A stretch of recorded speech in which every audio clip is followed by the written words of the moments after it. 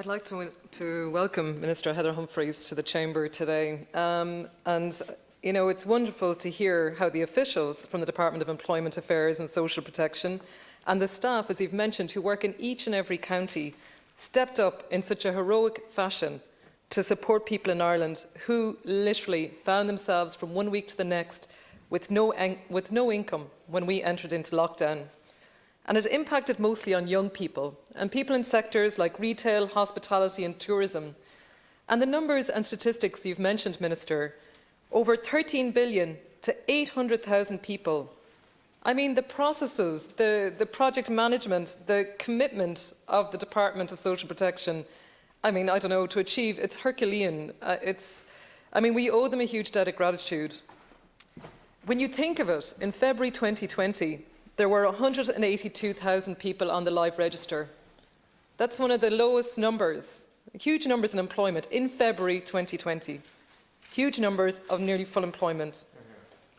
And then your department, Minister, and again as well under our former leader, Regina Doherty, former Minister, sorry, Leader of the House here, they somehow turned around from the lowest numbers ever to ramp it up to 3 times that amount. 3 times that amount, to provide payments now, currently 535,000 people on the live register in PUP. I honestly, I'm in awe, really, of how that was done in such a fast turnaround time and to provide support to people. The role of public representatives, for me, I suppose, is to give voice particularly for those who can't speak for themselves. And the role of government is to provide leadership and, in a crisis, to provide a lifeline to those in need. This department, Minister, with the support and the budget you have secured, has given a lifeline to people and families in need. The leadership and immediate response of the previous government just shows impressive achievements in the area of social welfare. Fine Gael wants a just Ireland, to protect those who are most vulnerable. Now we need to support people in need in this crisis. And the reason we can do this is that we're in a position to borrow. We were in a position to borrow at really low rates to be able to provide the PUP, to be able to provide the temporary wage subsidy scheme. And I'm proud to see, Minister, in your speech here, that over 300 million has been allocated in targeted measures to vulnerable groups. Of the measures you've mentioned, one of the most crucial is payment of sick leave on the 4th day. I mean, this is immediate response to COVID. We as a government are asking people to stay home from work if you show any symptoms, but now they will have support. Because sick pay, it's urgent, and you've mentioned that there's a consultation process with the Department of Enterprise, Trade and Employment. And we do need all stakeholders to take part in that, because sick pay, it should be a statutory right. We see it in other countries in Europe. But that reduction in waiting days from 6 to 3 means that that person will get some form of income if they cannot turn up to work.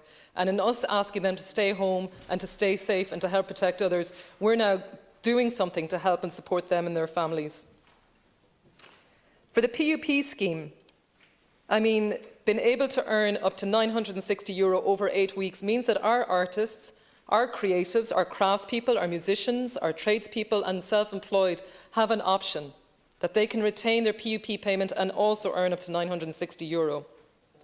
For the Care Support Grant, and this is one that is close to my heart, I saw a presentation during the time of the election from the Family Carers Ireland group, and it really hit home the amount that they do and in terms of saving the Exchequer money by the service that they provide in homes.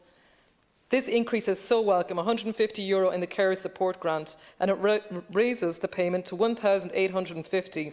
You've mentioned, Minister, as well that over 130,000 carers can benefit from this increase next year.